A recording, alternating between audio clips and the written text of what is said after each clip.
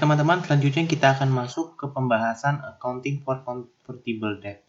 Nah, convertible debt dihitung sebagai instrumen bertingkat karena mengandung komponen utang dan modal. Maksudnya, si convertible debt ini kan sifatnya adalah bonds payable.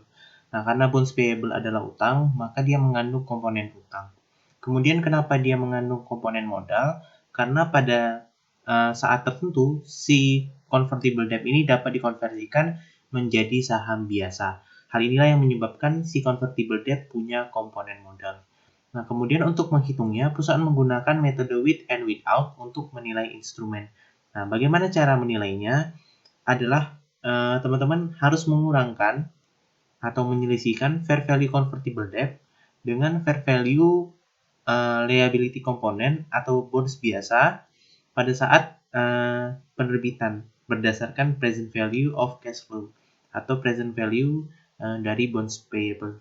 Nah, selisihnya akan menjadi equity component atau dalam hal ini adalah share premium conversion equity. Nah, untuk lebih lengkapnya, kita lihat di sini. Pertama, kita tentukan fair value dari convertible debt. Mudahnya, fair value dari convertible debt adalah jumlah uang yang diterima pada saat menerbitkan utang.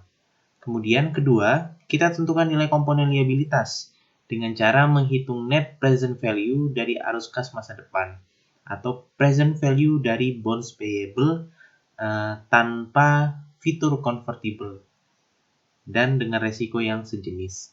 Kemudian terakhir, selisih dari poin 1 dan poin 2 itulah yang akan menjadi kelompok ekuitas. Dalam hal ini adalah share premium conversion equity. Sebagai contoh, Roche Group dari Ceko itu menerbitkan 2.000 lembar saham convertible bonds pada awal 2019. Bonds mempunyai umur 4 tahun dengan stated rate 6% dan diterbitkan pada par dengan face value 1.000 euro per lembar bonds. Maka total profit dari transaksi ini adalah 2 juta euro didapatkan dari 1.000 euro dikalikan dengan 2.000 convertible bonds. Nah, interest itu dibayarkan tiap tahun secara tahunan pada tanggal 31 Desember, di mana tiap bonds itu dapat dikonversikan menjadi 250 saham biasa dengan nilai pari 1 euro. Tingkat bunga pasar untuk komponen ekuitas sejenis adalah 9%. Nah, seperti yang tadi dijelaskan, untuk accounting for convertible debt, pertama kali kita harus menentukan berapa yang termasuk ke dalam liability komponen dengan cara mencari present value dari cash flow. Present value-nya ada dua, ada present value principal 2 juta, kemudian N-nya 4, I-nya 9%, dan yang kedua present value dari interest payments. 120.000-nya dapat dari 2 juta dikalikan dengan 6%. Kemudian kita lihat di sini N periodnya adalah 4, kemudian I atau tingkat bunga pasarnya adalah 9%. Maka didapatkan present value dari komponen liabilitas. Kemudian kita juga harus cari berapa nilai fair value dari komponen ekuitas. Caranya adalah menselisihkan cash yang kita terima dengan present value yang bonds payable tadi.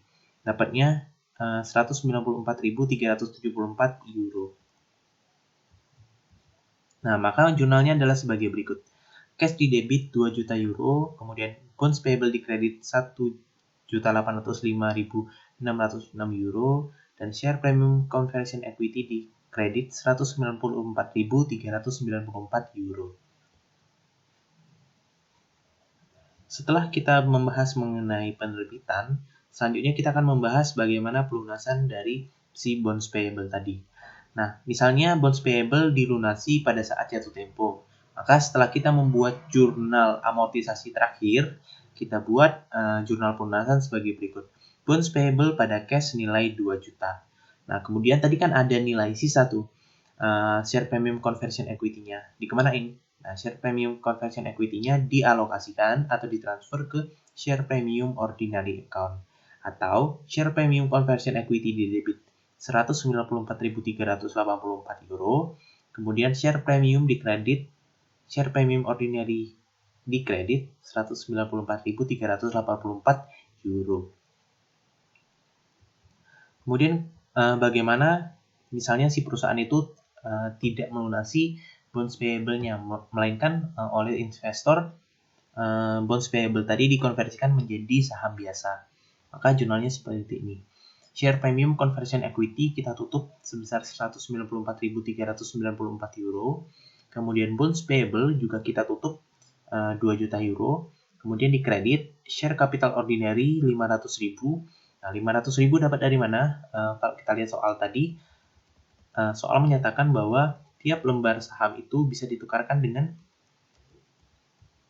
250. Nah, di sini kan ada 2000 lembar bonds, kemudian kalau dikalikan dengan 250, terus dikalikan dengan par value 1 euro, maka didapatkan hasil 500.000 euro.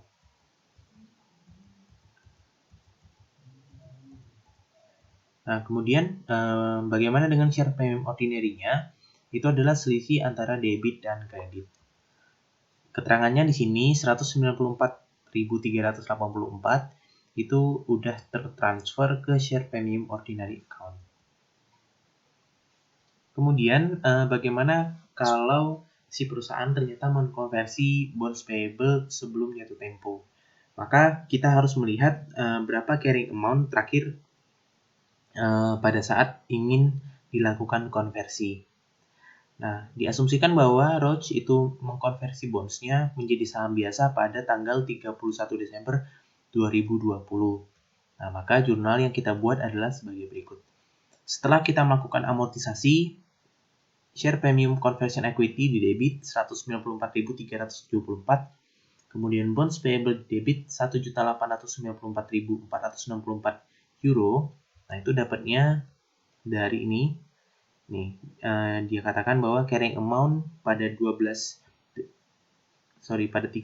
Desember 2020 adalah 1.894.464. Kemudian share capital ordinary kita kredit sesuai dengan nilai par dan jumlah lembar saham yang kita konversikan.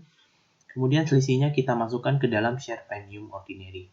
Catatannya sama, nilai 194.374 atau share premium conversion equity itu sudah ditransfer ke share premium ordinary account.